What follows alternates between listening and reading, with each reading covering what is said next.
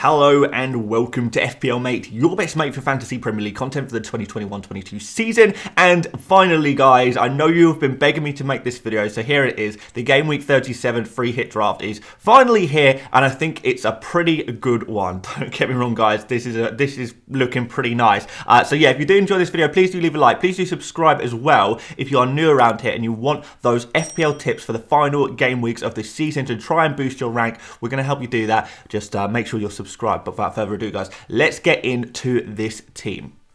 Alright guys, I've tried to once again keep the budget reasonably modest. I've tried to keep it around 100 million just so most of you guys can afford it. And then we're going to talk about some potential upgrades we can make throughout the pitch after that. So if you're looking at this team and thinking, that team looks a little bit weak, it's because I probably haven't spent the full budget that you are probably used to. So we will go through some of those options after that. But yeah, it's a cheap one. And there's plenty of room for improvements, which is a good thing. We can just use this as a template and then go from there. And let's start off in goal, guys, with Jordan Pickford. He's got 2 home games against Brentford and Crystal Palace. We've seen Everton get a couple of clean sheets recently, a couple of slightly better defensive results than before, which is a massive improvement because we did kind of resign Everton off as being, you know, this terrible defence, this great team to target if you're an attacker. But I think things are kind of turning around a little bit now, and they are looking like they can survive the drop, but they are going to need to keep defensively tight. That is going to be a really important thing to do in the next couple of games. The 2 games, Brentford at home, Crystal Palace at home, are 2 games where clean sheets are very, very possible. We've also seen Pickford pick up a lot of save points recently. He's been playing actually pretty well in goal. So yeah, a little resurgence for Pickford, which has been really nice to see. And I do think that makes him the #1 goalkeeper choice for Game Week 37. Double game week, nice and cheap. Everyone's a winner. Looks like a really good Pickford. Right, into defence, we have got Robertson. So, guys, we are going to have a couple of single game week players in this team. I don't want you guys to neglect the single game week players too much because there are some of them who have decent fixtures in their own right. We could potentially go for Trent Alexander-Arnold in here, but again, it's going to depend on your budget. But I think Robertson, for 7.3 million, which is a lot cheaper than Trent Alexander-Arnold is, I think Robertson actually offers pretty much the same, almost as much. Some people would even argue that he offers more. It's a little bit riskier because Robertson, his ownership is significantly lower than Alexander-Arnold. So if you're trying to play safe, maybe you do go for Alexander-Arnold. But I think Robertson is absolutely fine to go for if you're trying to cut some budget off somewhere. And an additional thing is that Robertson had a nice rest, didn't he, in that last Game Week 36 game. I wasn't too happy about that because I'm a Robertson owner. I wanted to see Robertson in the squad at least. I wanted him to play at the left back, but he got his rest. So now that he's had his rest, we are expecting him to go ahead and play, the FA Cup final, and then every single other game in the Premier League, and obviously the Champions League final as well. So Robertson looks good to go. I think he is the defender to go for. If you're going to go for a single game defender, Robertson is going to be the one to go for. Next up, we've got Matty Cash, 5.3 million, 2 home games against Crystal Palace at home and Burnley at home. Matty Cash was seriously unlucky not to get a clean sheet in not the last game because that was against Liverpool, but the game before that, which was against Burnley away.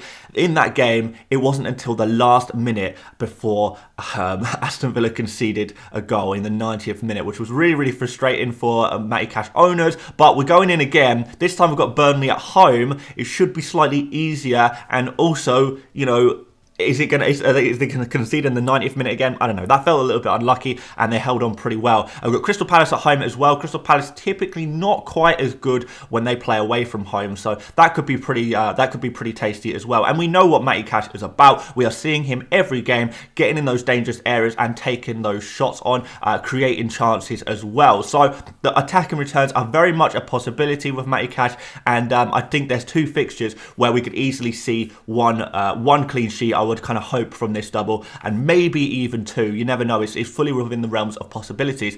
So confident am I in the Aston Villa fullbacks that we're actually going to double up, and we're going to go for Digne. Digne back. I know he's been a troll player for a lot of us this season, but he is actually playing really well now. We've already seen him get an assist in the double game week, and also in that Liverpool game as well, he looked pretty dangerous as well. So yeah, on some set pieces, playing just as advanced, if not more advanced at times than Matty Cash over the last couple of games, I've noticed. And I think honestly, he could be a player who gets some nice returns. Now, a few of you guys might think that he may be getting rotated one of the 2 games against Ashley, versus Ashley Young, maybe getting some game time there instead of Digne on the left-hand side of the defence. But I think if Digne plays both, he's a very, very good pick. I think I would be confident in this Aston Villa defence could actually do something, and the fullbacks are always a source of points. And the Aston Villa defenders are those kind of defenders that just go nuclear out of absolutely nowhere, get massive scores out of absolutely nowhere, and so therefore I'd want to go for a couple of them. But guys, if you are looking for someone outside of Digne, if you don't want to double up on the Aston Villa defence for whatever reason, Mykolenko looks a really good shout at Everton. He's slightly cheaper as well, or if you're really trying to go hard on the budget options, maybe you can go for a Mason Holgate there as well. But Mykolenko, it would be another defender I would seriously consider. And we've got one more defender I think would be pretty nice if you're looking for a budget option who is going to be on the bench. You'll see them a little bit later, but you could potentially start them if you kind of didn't really like the look of Digne for whatever reason. You didn't want to double up on Aston Villa defence, you don't want to double up on Everton defence. There is another option that you could potentially go for as well. Maybe Mark Guehi, actually. I've not even thought about him yet. He's not in the squad, on this squad. But yeah, Mark Guehi as well. He could potentially come in there as well. Let's go into midfield, guys. We have got De Bruyne. I mean, after that, the goal fest, let's just call it a goal fest, after last night's game, I think it will be very, very difficult for me to not include De Bruyne in this free hit team. You know, he kind of has to go in based on that, and he's going to be a really popular player to bring in Game Week 37. The game away against West Ham is not exactly the most... Well, it's not exactly the best fixture in the world, but you hope a player of De Bruyne's quality might shine through. Now, don't expect a 4-goal thriller again. That's not something that's going to happen every game, but you can still back him to maybe get a goal and an assist or something like that, which is exactly the kind of thing you'd be looking to get for 12 million. That'd be about right, and that would be a really, really good score as well, regardless, wouldn't it? So, yeah, another single game week player. We are talking about most of the single game week players, or the only single game week players in this squad are those premium options, because none of the premiums have doubles this game week. So if we want to go for a couple of premiums, and we will, we are going to pick some of the very best, most informed premiums in the game at the moment. And De Bruyne is definitely one of those players. So he's our only Man City asset. We've got that covered. Let's move on and let's go for Sadio Mane. So yeah, you will probably notice by now that there's not going to be a Mo Salah in this team. He's kind of been a little bit off form, and I'm kind of wondering in my head, has he been rested, or is he actually being dropped, or is there a little bit of both, whereby Salah has now kind of been, just because he's not been in such amazing form, he has been dropped to a position where he is just as rotatable, I suppose, as a Mane or a Jota or a Diaz. You know, he's just as readily droppable, rather than him being at like some kind of higher level as the other players, which he was, in fairness. Before it was Salah, he plays every game, and then the other guys, they fight for the remaining places.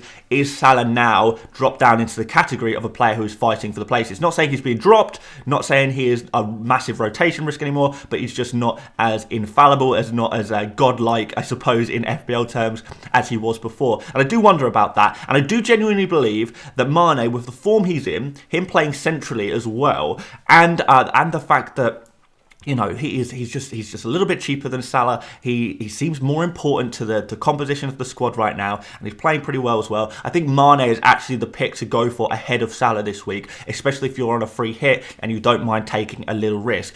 Obviously, guys, if you are not happy with taking that risk, then that's absolutely fine. You can go for a Salah instead and just try and mitigate that risk a little bit. But if we are not thinking about risk at all, and we're just picking players who you think are going to score the most points, Mane would definitely be very, very high on my priority list.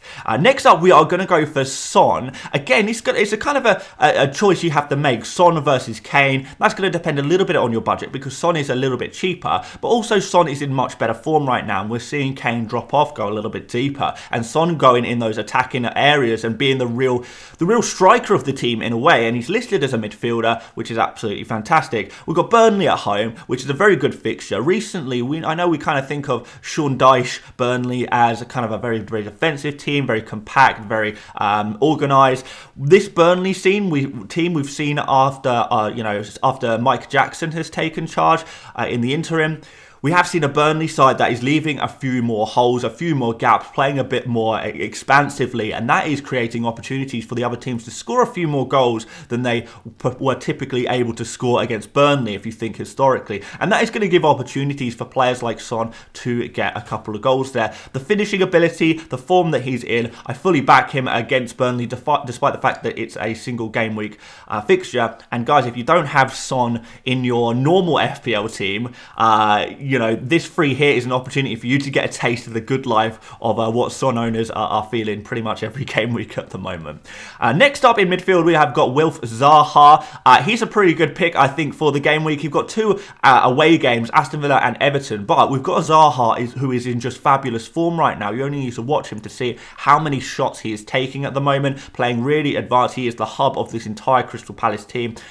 There's talks about him playing as a central striker. We know he's on penalties. So there's just so much going on right now that really suggests that Zaha is a fantastic pick. But yeah, particularly the amount of shots he has taken at the moment is incredible. The amount of big chances he's getting is really incredible. So particularly as a midfielder, when you're taking so many shots, you are going to get a few goals. We've seen that recently. He's got 4 goals in the last 5 game weeks. He's got a lot of assist potential as well. He hasn't actually got an assist recently, but he is making a lot of creative passes as well for his teammate. And it's been kind of surprising that his teammates haven't been able to finish off the chances that Zaha has been creating as well. So the underlying stats look good. The form is very much there. There's a double game week, which is always a good thing. Aston Villa away and Everton away are not exactly the most amazing fixtures in the world, but it's certainly good enough that you would consider going for Zaha this game week. So yeah, I would definitely include him in a free hit team. And finally, we're going to finish off the free hit midfield with Gordon. He's only 4.7 million, so this is a really good thing. And going for someone like Gordon is exactly what allows us to go for a De Bruyne, Mane and Son, because I'm guessing most of you guys ordinarily in your normal FPL team, your non-free hit team, you're going to really struggle to get 3 premium players in your team, but a free hit is your opportunity to kind of mix up your finances, move your finances around to be able to afford some really expensive players. And you have to have some cheap players as well in order to do that. And Gordon is definitely a player that facilitates that. Again, it's 2 good fixtures for Everton. Brentford at home, Crystal Palace at home. We know Everton are a little bit better at home as well. And yeah, I think Gordon, with all the set pieces he has, how advanced Gordon is playing, running really, really quickly down that left-hand side. He's a really quick player, remember that. I mean, he's not always on the left-hand side. He moves about a little bit, doesn't he, Gordon? He will take a shot from anywhere as well. So lots of confidence from the player. He likes to get in the box. He likes to take a shot. He's very quick, and he's only 4.7 million, and he's arguably been Everton's best player this season. So if you're going to go for an Everton player, Gordon is a great pick, a really, really great pick, purely because of his price and the fact that he is just been a really, really good player in the attack for Everton. But I think we need another Everton attacker, and a free hit 37 team would not be complete without Richarlison. So we've got Richarlison as well, same 2 fixtures. I'm hoping that Richarlison could do a little bit better in these home fixtures than he did in the away fixtures that in his double from last game week. Although last game week he did manage an assist, and there was a couple of opportunities for Richarlison where you kind of felt, oh, that was kind of a close one. So yeah, maybe we'll see things a little bit differently this time, and Richarlison can become the guy to do the business. Yeah, so Richarlison, again, another player on penalties. There's a few players in this squad who are going to be on penalties. Richarlison is one of them. So, it's particularly in a double game where you kind of have to depend on a little bit of luck, but you've got to put yourself in a position to be lucky. And, if penalties are going to be given, that's a good thing for Richarlison, right? He's pretty nailed on in this Everton team. You imagine that he'll play every single game between now and the end of the season, just because Everton need to like solidify a place in safety above the relegation drop zone. So I think Richarlison is a good pick. I think going for Everton players in general is a good pick. I think the fact they have 2 home games is a big difference maker this game week, where I wasn't so keen on going for Everton players last game week. This game week is far more a game week where we want to focus a little bit more of our attention on Everton players for that double home fixture. So yeah, Richarlison, he's a good pick. We've got Watkins as our final player. He's obviously got the home games against Crystal Palace and Burnley. So he is our third and final Crystal Palace team. And an advantage of going for these Everton and Everton and Aston Villa players on your free hit is that you don't have to keep them for game week 38, because game week 38, Everton play against Arsenal and Aston Villa play against Manchester City. So you're probably not going to be too keen on going for these players ordinarily, but a free hit allows us to just go all in on Everton and Aston Villa with no worry about those horrible game week 38 fixtures that they have. Watkins is one of those players who is super nailed on. He's been playing, you know, reasonably well. If I'm completely honest with you guys, if I had to sacrifice one player from this team, it probably would be Watkins. So if you are not so keen on Watkins, like myself, I mean, I think he is an okay pick. I think he's a fairly safe pick, but he doesn't excite me too much. So if you are looking for something more exciting, or you are worried about Watkins potentially having a knock, and you know, we'll see for sure if he does end up playing, but I think Watkins will be fine. That's why I've not included a triangle of death next to his name, but if you're worried about the knock, and I know a few of you guys will be, then yeah, maybe you could go for someone else.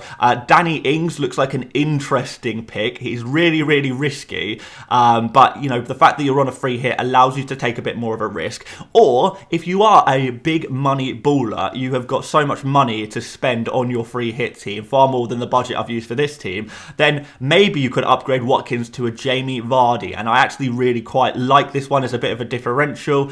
I'm not massively convinced that Vardy is going to play both of the double game week fixtures, to be honest, but he looks, you know, good enough that you can just take a risk and see what happens there, I suppose. So yeah, there you go. There's the first 11. Let's bring up the bench. It's not too interesting, to be honest. We've got Steele. We've got Klein. So Klein is a 4.3 million backup player, I guess.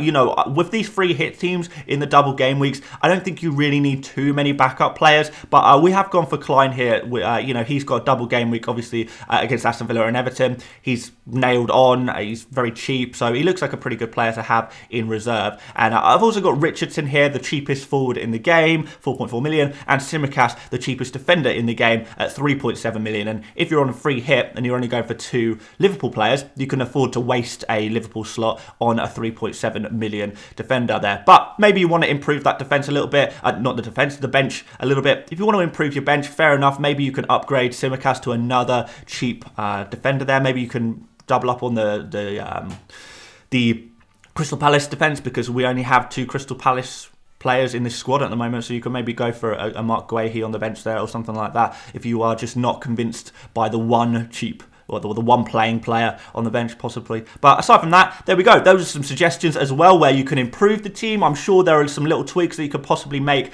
to make this team more suitable for yourself. It's just a template, remember, guys. So yeah, do feel free to tweak it as much as you want if you do enjoy this team. Let's slap a captain's armband and a vice captain's armband on as well. Not that there's any such thing as a vice captain's armband in real life. That would be kind of weird, wouldn't it? But yeah, let's put the captain's armband on Richarlison, just because I think he's going to be the most popular captain. I am going to go sensible for the captains and vice captains on this team, just for the sake of the video. Obviously, if you have some strong feelings on who you want to captain, then go for whatever player you want. But Richarlison is going to be the safe, sensible captain for this game week.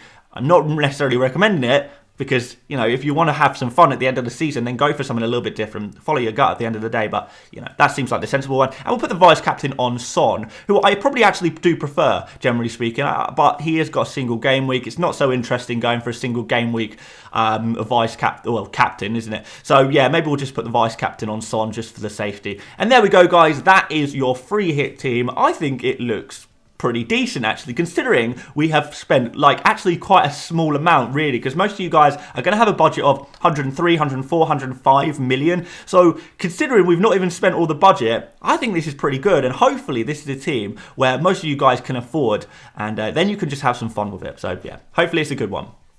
Thanks so much for watching this video, guys. If you did find this useful, if you do like the team, please do leave a like. If you think I've got anyone massively missing from this team, please do leave a comment and tell me who you think is really missing from this team, particularly the players that I haven't even mentioned in this video.